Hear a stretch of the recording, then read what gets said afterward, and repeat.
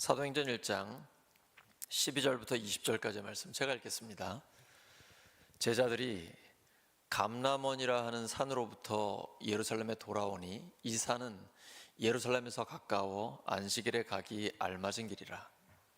들어가 그들이 유하는 다락방으로 올라가니 베드로, 요한, 야고보, 안드레와 빌립, 도마와 바돌로메, 마테와 및 알페오의 아들 야고보, 셀로딘 시몬, 야고보의 아들 유다가 다 거기 있어 여자들과 예수의 어머니 마리아와 예수의 아우들과 더불어 마음을 같이하여 오로지 기도에 힘쓰더라. 모인 무리의 수가 약 120명이나 되더라. 그때 베드로가 그 형제들 가운데 일어서서 이르되, 형제들아, 성령이 다윗의 입을 통하여 예수 잡는 자들의 길잡이가 된 유다를 가리켜 미리 말씀하신 성경이 응하였으니 마땅하도다. 이 사람은 본래 우리 수 가운데 참여하여 이 직무의 한 부분을 맡았던 자라. 이 사람이 불의의 삭스로 밭을 사고 후에 몸이 곤두박질하여 배가 터져 창자가 다 흘러나온지라. 이 일이 예루살렘에 사는 모든 사람에게 알려져 그들의 말로는 그 밭을 아겔다마라 하니 이는 피밭이라는 뜻이라. 시편에 기록하였으되 그의 거처를 황폐하게 하시며 거기 거하는 자가 없게 하소서 하였고, 또 일렀으되 그의 직분을 타인이 취하게 하소서 하였도다. 아멘. 마음을 같이하여, 마음을 같이하여 라는 제목으로 하나님 말씀 전하겠습니다. 어제 가족들하고 왕과 사는 남자라는 영화를 봤습니다. 근데 그 영화를 보면서 제가 2번 놀랐는데요, 영화가 끝나면 이렇게 주인공 이름부터 올라오잖아요. 근데 유해진이 제일 먼저 나오는 거예요. 제가 놀랐습니다. 왜냐면 그 왕이 정말 잘생겼더라고요. 아주 미소년인데 저는 당연히 그 왕이 주인공이 아닐까 싶었는데 의외로 왕과 사는 남자인 유해진이 주인공이었어요. 2번째 놀란 건 이 왕이 이제 잡혀가지고 갇혀 있는데 우여곡절 끝에 왕과 사는 남자인 유해진이 그 앞에 무릎을 꿇고 앉게 됩니다. 근데 이 왕이 유해진을 보고 이렇게 얘기하는 거예요. 여전히 외모가 출중하도다 그러는 거야. 와, 그 말을 듣는데 이 영화가 굉장히 성경적이다 라는 생각이 들었어요. 사람은 외모를 보거니와 하나님은 중심을 보신다는 생각이 들었는데, 저는 그 영화 제목을 보면서 제가 바로 왕과 사는 남자다라는 생각을 했습니다. 왕 중의 왕이신 예수님과 함께 살기 때문이죠. 근데 예수님은 우리를 보실 때 외적인 조건이나 외모를 보시는 게 아니고 항상 우리의 진심을 보십니다. 우리의 중심을 보세요. 그래서 행복한 거죠. 왕 중의 왕이신 예수님이 제자들과 함께 계시다가 십자가에 죽으시고 부활하시고 하늘로 가셨습니다. 이제 예수님이 안 계신 상태에서 11명의 제자들만 있습니다. 마가의 다락방에 예수의 어머니 또 예수님의 아우들과 함께 120명 정도가 모여서 기도에 힘쓰고 있습니다. 그 앞에 마음을 같이하여 오로지 기도에 힘썼다라고 기록되어 있습니다. 이것이 초대교회의 강력한 힘의 비결입니다. 마음을 같이하는 것입니다. 그리고 오로지 기도에 힘쓰는 것입니다. 사도 바울은 로마서 12장 2절에서 우리에게 이렇게 권면합니다. 너희는 이 세대를 본받지 말고. 이 세대가 어떤 세대입니까? 돈이면 다 된다라고 생각하는 시대죠. 외모 지상주의죠. 오직 이기적인 자기의 목적만을 위해서 살아가는 그런 세대 아니겠습니까? 더불어 새해가 되니까 사주팔자라든지 점을 보는 사람들도 굉장히 많은 것 같아요. 제가 월요일에 송정 해수욕장 쪽에 갔는데 와, 그 해변에 사주 보는 곳이 이렇게 있더라고요. 사람들은 또 거기에 가서 보는 것 같고. 그런데 그런 데에 이렇게 사람들이 많이 현혹되고 뭔가 미래가 불안하니까 자기한테 어떤 좋은 얘기를 해주기를 바라고, 또 나쁜 얘기를 해주면 그런 애군을 없애기 위해서 다양한 나쁜 방법들을 쓰게 되고, 이런 미신적인 것들을 사용하는 게 이 세대죠. 근데 하나님은 우리에게 말씀하십니다. 이 세대를 본받지 말고 오직 마음을 새롭게 함으로. 여기서 마음은 생각입니다. 성경적인 생각, 성경적인 가치관, 성경적인 세계관을 가지라는 것이에요. 하나님의 말씀을 마음의 중심에 두고 살아가는 것입니다. 이렇게 마음을 받고 생각을 받고 변화를 받아 하나님의 선하시고 기뻐하시고 온전하신 뜻이 무엇인지 분별하도록 하라. 하나님의 말씀을 우리의 마음에 새기고 있으면 시대를 분별할 수 있는 영적인 눈이 우리에게 열리게 됩니다. 예수님 말씀하셨습니다. 너희가 내 말에 거하면 참 내 제자가 되고 진리를 알지니 진리가 너희를 자유롭게 하리라. 네, 예수님의 말씀에 거한다는 건 어떤 뜻일까요? 예수님의 말씀을 내 마음에 새기고 살아간다라는 것입니다. 그런데 제자들은 지금 그렇게 믿고 따랐던 예수님이 이제 하늘로 가셨고 자기들만 남아있는 상태입니다. 그런데 왜 120명이 모였을까요? 예수님의 죽으심과 부활 이후에 새롭게 이루어진 기독교 공동체는 이제 유대교인들로부터 법적인 인정을 받는 데 관심을 많이 갖고 있었습니다. 근데 유대교는 120명이 법적으로 인정받는 기본적인 숫자입니다. 그래서 지금 120명이 마가의 다락방에 모여 있는 것이죠. 그리고 오롯이 기도에 힘씁니다. 그런데 이들의 관심은 우선 가룟 유다의 빈자리를 채우는 데 있습니다. 왜 이렇게 12명이라는 숫자에 주목하고 있을까요? 예수님은 왜 12명의 제자를 세웠을까요? 많을수록 좋을 것 같은데. 12지파로 대표되는 이스라엘 민족 전체의 구원과 새롭게 되는 것, 예수님은 여기에 초점을 맞추고 계시기 때문이에요. 그래서 12명의 숫자가 상징적으로 굉장히 중요한 겁니다. 그래서 그들은 가룟 유다 대신 한 명을 세우려고 합니다. 근데 그때도 오직 기도합니다. 이 사도가 될 수 있는 자격 조건은 세례 요한의 시대부터 예수님의 승천까지 항상 함께했던 사람입니다. 또한 예수님의 부활을 증언할 수 있는 사람입니다. 예수님의 부활이 왜 이렇게 중요합니까? 부활하신 주님이 우리와 함께한다는 확신 때문이죠. 단순히 다시 살아나셨다라는 게 아니라 부활 뒤에 뭐 한 100살쯤 돼서 돌아가셨다 그러면 아무 의미가 없잖아요. 근데 부활하신 주님이 영원히 우리와 함께 하신다라는 것을 확신 가운데 증언할 수 있는 사람이 필요한 것입니다. 2명의 후보가 나왔는데 요셉이라는 사람과 마띠아라는 사람입니다. 근데 그때도 하나님 앞에 기도합니다. 하나님은 모든 사람의 마음을 알고 계십니다. 이 두 사람 중에 하나님은 누구를 택하시겠습니까?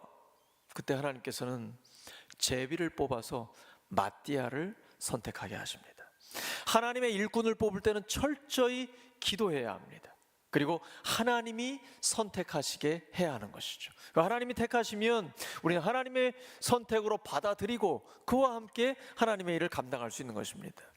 하나님의 일꾼은 오직 기도로, 그리고 하나님의 선택을 따라서야만 가능한 것입니다. 이렇게 새롭게 12명이 이루어집니다. 12명을 이루는 목적은 나라 전체에 대한 하나님의 구원과 하나님의 새롭게 하심에 관심이 있기 때문입니다. 우리도 마찬가지입니다.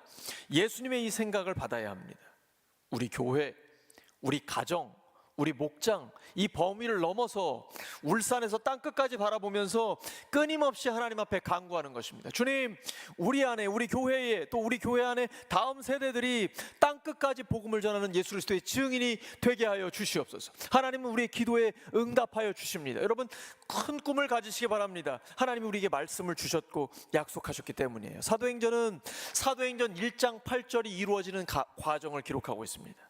오직 성령이 너희에게 임하시면 너희가 권능을 받고 예루살렘과 온 유대와 사마리아와 땅끝까지 이르러 내 증인이 되리라. 오직 성령이 임하시면 가능해집니다. 그래서 예수님은 제자들에게 예루살렘을 떠나지 말라고 하십니다. 성령이 임하실 때까지, 하나님이 약속하신 성령이 오실 때까지 떠나지 말라는 거예요. 근데 사람은 조급해지기가 쉽습니다. 요즘처럼 스피드 시대에는, 급하고 클릭만 하면 다 되는 시대에는 빨리빨리 안 되면 굉장히 불안해집니다. 그때 주님의 말씀을 기억해야 합니다. 하나님이 약속하신 것, 바로 성령이 임하실 때까지 기다리라라는 것입니다. 성령이 임하면 하나님의 사람은 압니다. 성령께서 주시는 확신이 있거든요. 예수님은 성령을 보내시기 전에 미리 말씀해 주셨습니다. 성령이 오시면 성령께서 모든 것을 가르치시고 모든 진리 가운데로 인도하시며 주님 말씀을 생각나게 해 주십니다. 그래서 이것이 하나님의 뜻이구나 라는 확신이 우리 안에 주어지게 되는 것이죠. 그때까지 기다려야 합니다. 신앙생활은 서두르면 안 됩니다. 하나님 앞에 머물러야 합니다. 하나님이 약속하신 성령이 임하실 때까지 기도하며 기다려야 합니다. 오순절날 호련히, 이건 갑자기라는 거거든요. 예수님이 곧 하나님의 약속이 임하실 거야 라고 말씀하셨지만 며칠 뒤에 오신다라는 정확한 말씀은 안 하세요. 하나님은 그러시더라고요. 언제 임한다라고 딱 말씀해 주시면 속 시원하고 좋을 것 같은데 그러지 않으세요. 곧 임한다. 근데 예수님의 시간 개념이 우리와 다릅니다. 하루가 1000년 같고 1000년이 하루 같습니다. 그런데 사도행전 2장으로 넘어가면 갑자기 성령님이 임하십니다. 그러니까 항상 준비하고 있어야 됩니다. 그 준비는 오직 기도와 말씀입니다. 교회는 마음을 같이하여 오로지 기도에 힘쓸 때 어느 날 갑자기 성령의 역사가 임하는 거예요. 그러면 교회가 탄생합니다. 교회다운 교회의 특징이 무엇입니까? 교회의 평가 기준이 뭔가요? 얼마나 많은 사람들이 모였는가? 재정이 얼마인가? 교회의 평가 기준이 무엇입니까? 살아있는 교회, 건강한 교회, 교회다운 교회란 어떤 교회입니까? 사도행전 1장과 2장의 근거에서 보면 하나님의 임재가 있는 교회입니다. 성령의 역사가 있는 교회예요. 그래서 우리 교회는 그것을 항상 점검해야 합니다. 지금 우리 교회 안에 하나님의 역사가 있는가? 성령의 임재하심이 있는가? 그것이 있다면 하나님의 역사가 나타나는 건강한 교회입니다. 교회다운 교회예요. 그러면 하나님의 역사는 어떻게 나타날까요? 새롭게 믿는 자들이 계속해서 늘어나는 겁니다. 오순절에 성령의 충만함을 받자 제자들은 하나님의 말씀을 전하기 시작합니다. 근데 그 말씀을 받은 사람들이 하루에 3000명이나 세례를 받고 예수님을 믿게 됩니다. 그리고 그렇게 새롭게 예수님을 믿은 사람들이 사도의 가르침을 받아 하나님의 말씀을 듣습니다. 그리고 함께 음식을 떼며 성전에 모이고 또 가정에 모이고 기쁨으로 순전한 마음으로 마음을 같이하여 오로지 기도에 힘씁니다. 사도행전 2장 42절에서 47절을 보세요. 거기에 똑같은 말씀이 반복됩니다. 마음을 같이하여 오로지 기도에 힘씁니다. 기쁨이 넘칩니다. 하나님을 찬양하고 사람들에게 칭송을 받습니다. 그러니까 하나님께서 날마다 믿는 사람들을 더하여 주십니다. 이것이 바로 살아있는 교회의 증거입니다. 성령의 역사가 있으면, 하나님의 임재가 있으면 계속해서 새로운 영혼들이 구원받는 역사가 일어나는 것입니다. 저는 주일에만 새가족 양육을 하잖아요. 그런데 주일에 도저히 새가족 양육을 받을 수 없는 분이 계셔요. 식당을 운영하시기 때문에. 그래서 한 3주 전부터 목요일 오후에 그분 브레이크 타임 때 새가족 양육을 하고 있습니다. 근데 기꺼이 나오시는 거예요. 정말 쉬고 싶을 텐데, 어려울 텐데 나와서 오시는 겁니다. 그 중에 한 분은 불교도 오거든요. 그런데 와서 복음을 듣고 이제 예수님과 점점 더 친밀해지고, 그리고 점점 더 예배를 드리고 또 목장 모임에 참여하는 횟수가 늘어나고 있습니다. 근데 그분이 저한테 이러는 거예요. 목사님, 암만 생각해도 신기합니다. 내가 평생을 절에 드나들던 사람인데 이 자리에 앉아서 목사님하고 내가 대화를 나눈다는 게 너무 신기합니다. 저도 신기합니다. 여러분, 새 가족들을 만나면 굉장히 재밌습니다. 우리가 신앙생활하는 일반적인 기독교인들이 하는 용어를 쓰지 않습니다. 저를 봤을 때 하시는 말씀이 뭐냐면요, 제가 먼저 여쭤봤어요.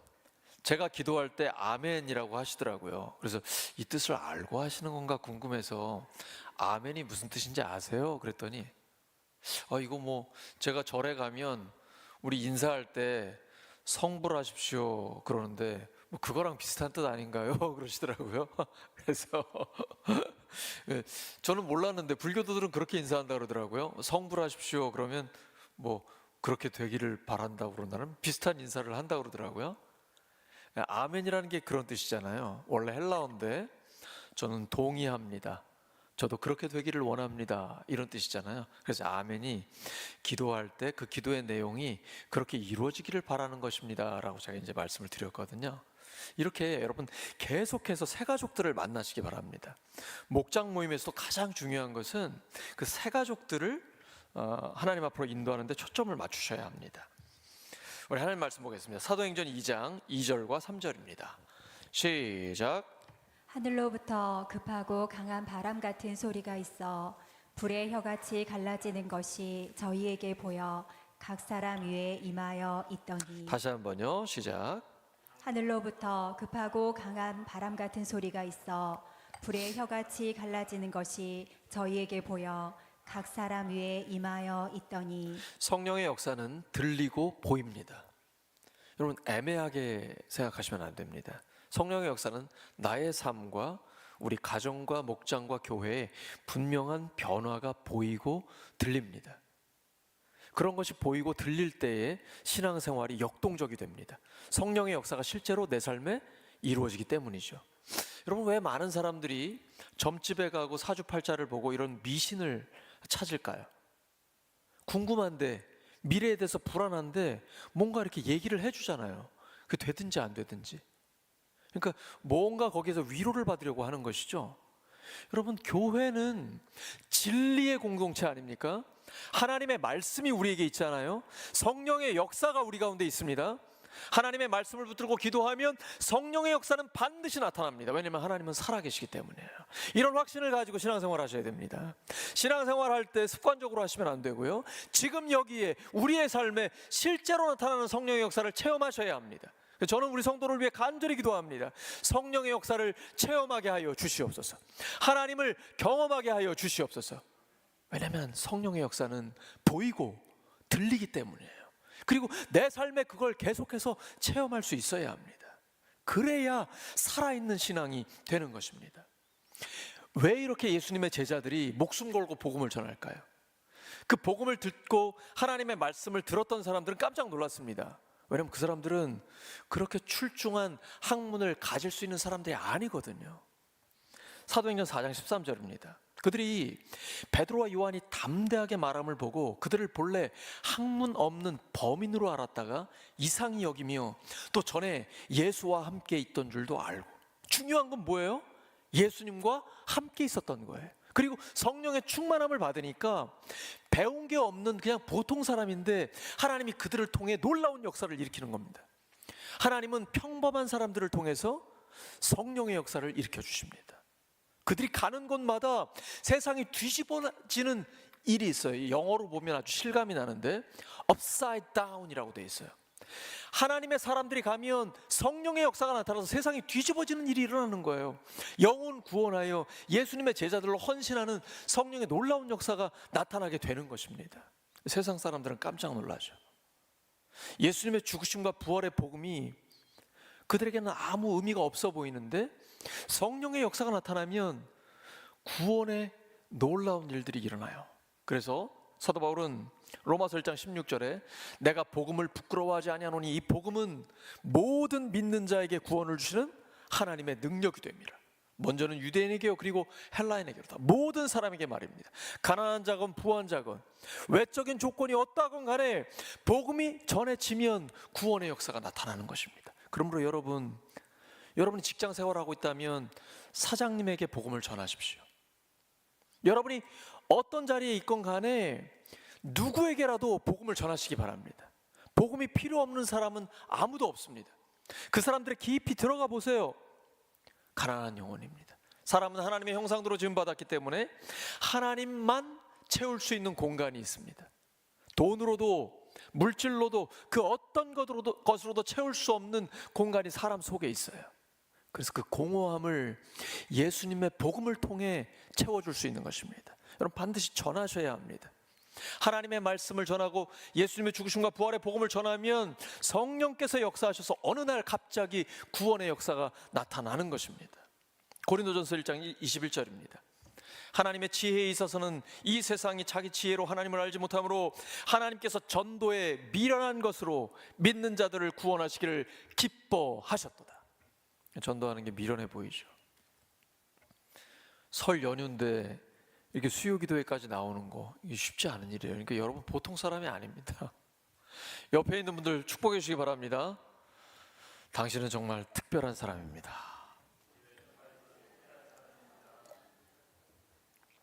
하나님께서 우리에게 이렇게 말씀하시거든요. You are so special. 너는 정말 특별하다. 이게 에베소 2장 10절에 기록되어 있는 하나님의 말씀이에요. 우리는 그가 만드신 바라, 헬라어로 포이에마거든요. 하나님의 작품이라는 거예요. 하나님은 우리 한 사람 한 사람을 하나님의 작품으로 만드셨습니다. 다른 사람과 비교하지 마십시오. 우리에게 주시는 하나님의 사랑이 있습니다. 너는 정말 나에게 특별하다. 너는 하나님이 만드신 유일한 존재야. 하나님의 사랑하는 자녀야. 끊임없이 우리에게 말씀하고 계십니다. 이런 하나님의 말씀을 전하시고 복음을 전할 때에 그 복음 듣고 믿는 자들이 나타나게 되는 것입니다. 여러분, 복음을 전했을 때 당장 변화가 일어나지 않는다고 해서 실망하지 마세요. 하나님이 선택한 사람들이 있습니다. 우리는 그가 누군지 모르기 때문에 주의 복음을 전해야 합니다. 그러면 어느 날 갑자기 하나님 앞으로 돌아오게 됩니다. 끊임없이 복음을 전하십시오. 전도가 미련해 보이지만 그걸 통해 믿는 자들이 계속해서 일어나는 것입니다. 이 복음은 믿는 자에게 구원을 주시는 하나님의 능력이 됩니다. 이렇게 하나님을 만나게 되면 놀라운 변화가 나타납니다. 하나님 앞에서 나 자신을 발견하게 됩니다. 이사야 6장에 보시면 이사야가 하나님을 만났을 때 화로다 나여 망하게 되었도다. 나는 입술이 부정한 자인데 하나님을 만났다라고 고백합니다. 베드로가 처음 주님을 만났을 때 너의 그물을 배 오른편에 던지라 했는데 말씀대로 순종했더니 그물이 찢어질 정도로 고기가 엄청나게 잡혔어요. 그때 베드로는 주여 나를 떠나소서, 나는 죄인입니다. 이것이 정상입니다. 하나님을 만나면 하나님 앞에 내가 연약하고 내가 죄인이라는 게 드러나는 게 정상이에요. 그런데 하나님의 능력은 약한 데서 완전해집니다. 어떤 때는 우리에게 약함이 그대로 있거든요. 약함이 없는 사람 있습니까? 근데 그 약함이 오히려 복이 됩니다. 하나님의 능력은 약한 데서 완전해지기 때문입니다. 갈라디아서 5장 24절입니다. 이러한 변화가 우리에게 일어날 때 어떤 변화가 참된 변화일까요? 그리스도 예수의 사람들은 육체와 함께 그 정욕과 탐심을 십자가에 못 박았느니라. 예수 믿는 사람의 변화는 무엇입니까? 욕심을 십자가에 못 박는 것입니다. 가룟 유다는 예수님의 선택을 받았습니다. 그런데 불의의 삭스로 땅을 샀습니다. 겨우 은 30개로 예수님을 팔아버린 거예요. 돈에 대한 욕심을 버리지 못해서. 그는 헌금을 훔치는 도둑이었습니다. 결국은 돈 때문에 망했습니다. 돈을 사랑함이 일만하게 뿌리가 됩니다. 예수님은 돈에 대한 욕심이 전혀 없으셨잖아요. 창조주 하나님이잖아요. 근데 머리 둘 곳도 없으셨어요. 그런데 돈 얘기를 자주 하시고 여러 번 하십니다. 하나님과 재물을 겸하여 섬길 수 없다. 왜냐하면 이 돈이 하나님에 대한 사랑을 잃어버리게 만들거든요. 가룟 유다가 바로 돈 때문에 예수님을 팔아버렸거든요. 예수님의 선택을 받았음에도 불구하고 3년 동안이나 예수님을 따라다녔음에도 불구하고 마지막이 비참하게 끝나게 됩니다. 그러므로 돈을 다스려야 합니다. 먼저 하나님 나라와 하나님의 의를 구하면 돈은 따라오게 되어 있습니다. 그래서 하나님의 영광을 위해 사용할 수 있게 되는 것입니다. 이 욕심을 십자가에 못 박아야 됩니다. 영광의 하나님을 만나면 이게 가능해집니다. 가장 좋은 분을 만나면 나머지 모든 것은 다 버리게 되어 있습니다. 하나님을 만난 사람은 다른 데 마음을 두지 않습니다. 그런데 자꾸 육신의 정욕, 안목의 정욕, 이생의 자랑에 초점을 맞추다 보면 하나님에 대한 사랑이 흐려집니다. 하루만 기도 안 해보세요. 하루만 말씀을 묵상 안 해보세요. 금방 영적인 감각이 무뎌집니다. 세상은 끊임없이 우리를 유혹하고 있습니다. 그리고 굉장히 강력합니다. 즉 요즘은 시각적인 부분이 굉장히 강하거든요. 우리 교회는 유튜브로 계속 하나님의 말씀을 전하잖아요. 근데 은근히 하나님의 말씀을 듣는 사람들이 많아요. 왜냐하면 요즘은 이 보면서 듣거든요. 보면서 배워요. 특별히 우리 젊은 세대들도 그렇습니다. 자극적인 걸 굉장히 많이 따르거든요. 그래서 하나님에 대한 감각을 계속 익히려면 여러분 보는 거 듣는 거를 좀 자제하셔야 돼요. 그리고 끊임없이 하나님의 말씀 앞에 서셔야 합니다. 그리고 아무 말 없이 주님 앞에 묵상하며 기도하는 데 집중하셔야 돼요. 그러면 이 시대에 하나님의 음성이 더 강력하게 들립니다. 하나님의 역사가 우리의 삶에 나타나게 되는 것입니다. 사도행전 2장 3절입니다. 시작. 마치 불의 혀처럼 갈라지는 것들이 그들에게 보여 각 사람 위에 하나씩 임하여 있더니. 불의 혀처럼 갈라지는 것들이 그들에게 보입니다. 성령이 임하시면 가장 먼저 확실하게 나타나는 변화가 있습니다. 그것은 언어가 변하는 거예요. 제가 신앙생활하면서 죽은 자가 살아나는 것은 본 적이 없습니다. 병원이 포기한 사람을 하나님이 치료하시는 것은 본 적이 있어요. 근데 우리는 신앙생활하면서 그런 어떤 초자연적인 역사들을 많이 기대합니다. 그런 역사가 나타납니다. 기도하면서 하나님의 역사가 나타나요. 근데 가장 확실한 변화가 있어요. 그건 말이 바뀌는 거예요. 왜냐하면 말씀이 곧 하나님이거든요. 하나님의 말씀이 나에게 임하기 시작하면 그 말씀이 나를 사로잡습니다. 사도 바울은 말씀에 붙잡힌 사람이에요. 그래서 언어가 달라집니다. 그렇게 변하지 않을 것 같은 사람도 말이 변합니다. 어떤 때는 깜짝 놀랍니다. 이 사람이 이렇게 말을 할 수 있구나. 왜냐하면 성령이 역사를 하면요, 사람의 언어가 바뀌어요. 이전에는 입만 열면 사람을 상처 주고 상소리가 나오고 악한 말과 욕이 나왔는데, 이때는 예수님을 믿고 나고 성령의 역사가 임하면 입술을 열면 사람을 살리는 말이 나와요. 칭찬과 격려가 나와요. 그리고 굉장히 말이 부드러워집니다. 예수님을 믿는 사람에게는 독특한 향기가 있습니다. 기도하는 사람은요, 눈빛이 부드럽고 말이 듣기가 참 편안해요. 처음 만난 사람인데도 이 사람 예수님 믿는 사람이구나, 여러분 느낌이 오시죠? 맞죠? 처음 만난 사람인데 굉장히 오랫동안 아는 사람 같아요. 이걸 성경에서는 성령의 교통하심이라고 말합니다. 내 안에 성령님이 계시고 그분 안에 성령님이 계시니까 서로 통하는 게 있는 거예요. 성령이 임하시면 하나님의 말씀을 말하고요, 또 그 말씀을 듣게 됩니다. 오순절에 성령이 임하시니까 각종 외국어로 하나님의 말씀을 전하게 되죠. 그런데 그 사람들이 다 그걸 알아듣게 돼요. 소통이 되는 겁니다. 마음과 마음이 통하는 거예요. 이게 기쁨이죠. 드디어 하나님의 사람들이 하나님의 나라를 꿈꾸기 시작하고 하나님의 뜻대로 순종하려고 하는 마음과 마음이 통하기 시작하는 것입니다. 이러면 마음을 같이하여 하나님의 영광을 위해 함께 살아갈 수가 있는 것입니다. 사랑하는 우리 울산교회 성도 여러분, 오직 성령이 임하시면 함께 하나님 나라를 바라보게 됩니다. 하나님의 말씀을 듣게 되고 또 말하게 됩니다. 마음과 마음이 통하게 됩니다. 오직 하나님의 꿈이 우리의 비전이 됩니다. 영혼을 구원하여 제자 만드는데 온통 집중하게 되는 것이죠.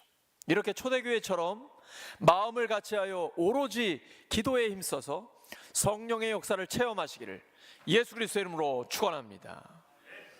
하나님 아버지, 오늘 저희들에게 하나님의 말씀을 주셔서 감사합니다.